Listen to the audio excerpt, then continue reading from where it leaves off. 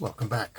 Today, on day 249, we are beginning a new series of Bible studies.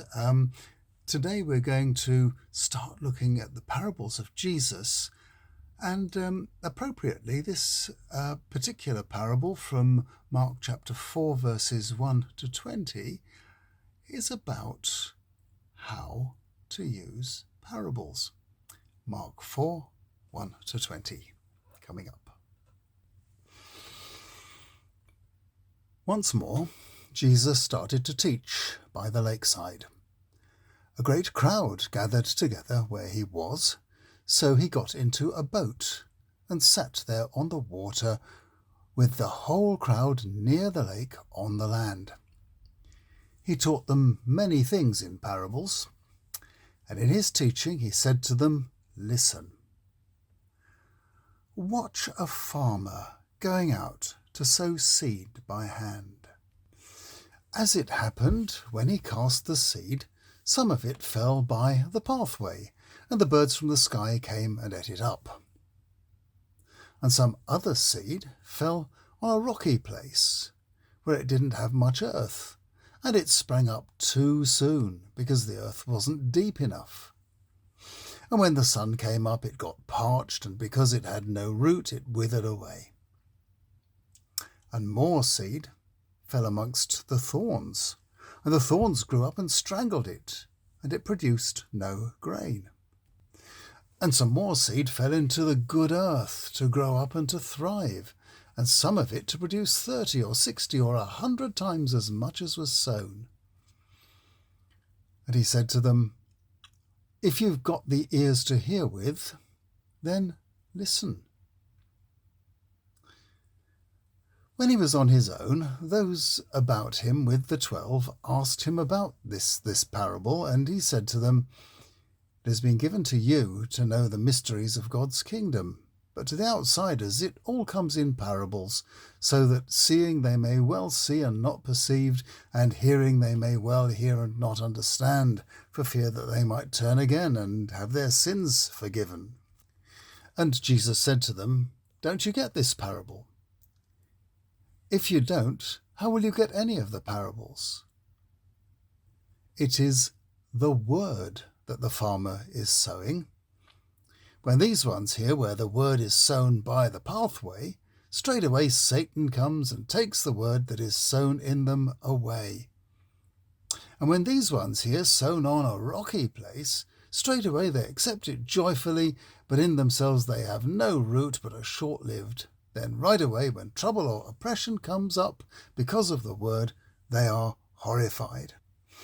And when these ones hear the word sown amongst the thorns, sadly the world's current anxieties and the bait of wealth and the desire for other things arrive, strangling the word, which becomes fruitless. And when these ones, sown on the good earth, hear the word and accept it, they bring in a 30 or a 60 or 100-fold yield." Well, this is so appropriate. To start our study of parables, we have a parable about how to understand parables. Not all the parables are the same, of course. Some, like this one, are allegories that need an explanation. Some are moral tales, like the Good Samaritan and the Prodigal Son, and some are just extended metaphors. But they all have one thing in common. Outwardly, they paint a picture or tell a tale. But each one, like a well-made icon, is like a mirror. Somewhere in that picture, or observing it and participating in it in some way, is the observer, you or me. The point Jesus is making is that the message of the parable is not immediately observable on the surface. It takes some work or some attention to work it out. Today's parable is about different kinds of people, explained as the different kinds of places where the seeds are sown, and the seed itself, which is explained as the Word of God. Careful, though. What Jesus means by the Word here is himself and his message. If you are looking for yourself in this parable, it will be to compare yourself to the different kinds of ground where the seed lands. Obviously, as he explains the purpose of parables, he has to make the point that whether you get them or not is a kind of judgment on you. It tells you whether you are good, receptive soil, or a busy road where nothing is going to grow, or something in between with competing weeds making the word struggle to live. He sees his disciples as largely those who are represented by the good soil.